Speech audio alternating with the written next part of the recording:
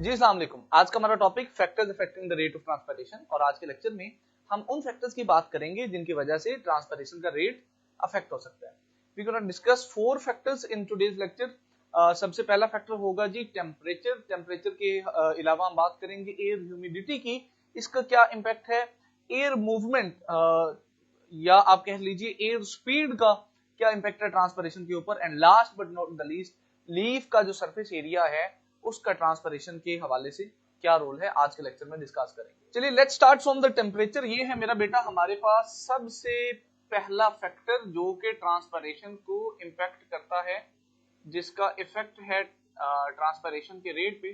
देखिए एक बात समझिए जरा कि जब हाई टेम्परेचर होता है, और इसी रिलेशन से हम ट्रांसपिरेशन का पे जो इम्पैक्ट है वो भी निकालेंगे। जब हाई टेम्परेचर होता है एयर का या एटमॉस्फेयर में, जो जब टेम्परेचर हाई होता है तो उसकी वजह से ह्यूमिडिटी जो है ना वो लो होती है। Now what I mean by humidity is कि हवा के अंदर वाटर वेपर्स की कंसंट्रेशन कितनी है। जितना ज्यादा टेम्परेचर होगा ना बेटा, ह्यूमिडिटी उतनी ही कम होगी। एक बात तो ये कि ह्यूमिडिटी कम होती है, दूसरी बात काइनेटिक एनर्जी भी मॉलिक्यूल्स की हाई होती है। High humidity, low humidity and high kinetic energy of molecules. Molecules की जो काइनेटिक एनर्जी है वो भी मेरा बेटा ज्यादा होती है। सो इस रिलेशन से हमें जो देखिए बात समझ आ रही है ना, वो ये कि जितना टेम्परेचर ज्यादा होगा ना उतना ही ज्यादा रेट ऑफ ट्रांसपिरेशन होगा। सो हाई टेम्परेचर तो there will be high rate of transpiration. High temperature high rate of transpiration, that means कि जैसे जैसे हम टेम्परेचर बढ़ाते जाएंगे ट्रांसपिरेशन की जो स्पीड है बेटा वो भी बढ़ती जाएगी। Now this is one thing. अच्छा, इसमें आप ये भी ऐड कर सकते हैं कि जो ट्रांसपिरेशन का रेट है it doubles for every 10 degree centigrade rise. मिसाल के तौर पे अगर हम 0 से 10 डिग्री टेम्परेचर कर दें तो जो ट्रांसपिरेशन 0 पे हो रही थी उसका डबल हो जाएगी ट्रांसपिरेशन 10 डिग्री पे। बट यहां पर एक बात आपको समझनी है, जैसे हमने फोटोसिंथेसिस के केस में भी ये डिस्कस किया था कि ये जो टेम्परेचर का इंपैक्ट है ना मेरा बेटा, ये कोई लॉन्ग टर्म नहीं होता, ये कोई परमानेंट नहीं होता। जब टेम्परेचर जरूरत से ज्यादा हाई हो जाता है, काफी हाई हो जाता है, तो फिर ट्रांसपिरेशन भी कम हो जाती है। So if you talk about the temperature around 40-45, तो उस टेम्परेचर पे जाके 40-45 पे जाके जो स्टोमेटा हैं वो क्लोज हो जाते हैं। 0 से तो ऊपर चलते जाए तो टेम्परेचर बढ़ रहा है, रेट ऑफ रेस्पिरेशन भी, ट्रांसपिरेशन भी बढ़ रहा है, बट जब 40-45 पे पहुंच जाते हैं तो स्टोमेटा क्लोज हो जाते हैं। स्टोमेटा क्लोज हो जाते हैं तो फिर उसके बाद ट्रांसपिरेशन का जो रेट है वो यकदम नीचे को आ जाता है। This is our first factor. इसके बाद अगर दूसरे फैक्टर की बात करें तो that is air humidity. Air humidity का मतलब ये है कि जिस एयर में प्लांट मौजूद है, जहां पर ट्रांसपिरेशन हो रही है बेटा, उसके अंदर वाटर की, वाटर वेपर्स की कंसंट्रेशन कितनी है। So if there is low humidity, बात को समझिएगा जरा, अगर ह्यूमिडिटी कम होती है बेटा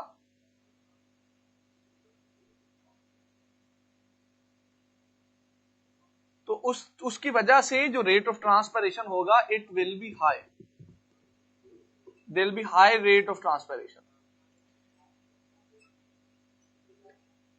यानी जब एयर ड्राई है, जब एयर के अंदर ह्यूमिडिटी कम है, वाटर वेपर्स की मिकदार कम है, तो जो ट्रांसपिरेशन का रेट होगा बेटा वो हाई होगा।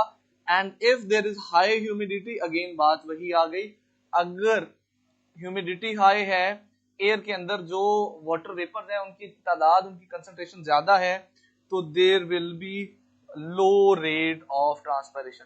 जो ट्रांसपिरेशन होगी मेरा बच्चा, उसकी स्पीड, उसकी रफ्तार काफी कम होगी। Similarly if you move on to the third factor, that is air movement.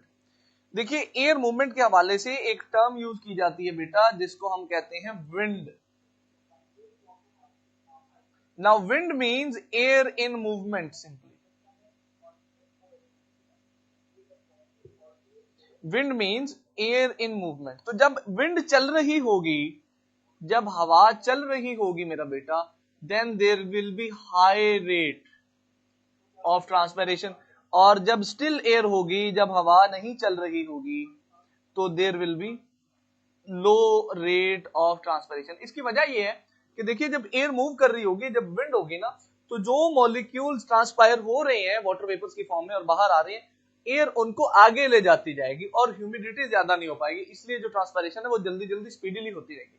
But अगर एयर स्टिल है और ट्रांसपायरेशन हो रही है तो एक पॉइंट ऐसा आएगा कि उस एयर के अंदर वाटर वेपर ज्यादा हो जाएंगे और फिर मजीद मुश्किल हो जाएगा ट्रांसपायरेशन को स्पीडीली कैरी करना। हमारा चौथा factor G, leaf surface area. देखिए आपने केमिस्ट्री में ये कहीं लाइन पढ़ी होगी कि evaporation is a surface phenomena. Evaporation बुनियादी तौर पे एक सरफेस फेनोमेना है।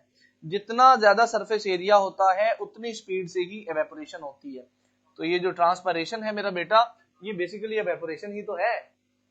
प्लांट की इवेपोरेशन को ही तो ट्रांसपिरेशन बोलते हैं। सो जितना ज्यादा लीफ का सरफेस एरिया होगा ना जी, उतनी ज्यादा ट्रांसपिरेशन होगी। ग्रेटर सरफेस एरिया, ज्यादा सरफेस एरिया हो तो जो रेट ऑफ ट्रांसपिरेशन होगा वो भी हाई होगा, high rate of transpiration, and that will be it. So अगर आपको एग्जाम में सवाल आता है या एमसीक्यूज आता है इन चारों फैक्टर्स में से किसी फैक्टर के बारे में भी, तो what you need to do, आपको ये कॉन्सेप्ट ध्यान में रखना है। हाई टेम्परेचर, काइनेटिक एनर्जी ज्यादा, ह्यूमिडिटी कम, रेट ऑफ ट्रांसपिरेशन भी ज्यादा होगा। तो मेनली जो आपको सवाल आएंगे वो एमसीक्यूज की फॉर्म में पूछा जा सकता है आपसे, इसके बारे में आपसे शॉर्ट क्वेश्चन में पूछे जा सकते हैं एक दो फैक्टर, और लॉन्ग में तो डेफिनेटली सारे पूछे जा सकते हैं। आज के लेक्चर के लिए इतना ही। अगर आपको कुछ सवाल हो तो आप पोर्टल से मुझसे पूछ सकते हैं। See you in the next class. अल्लाह हाफ़िज़।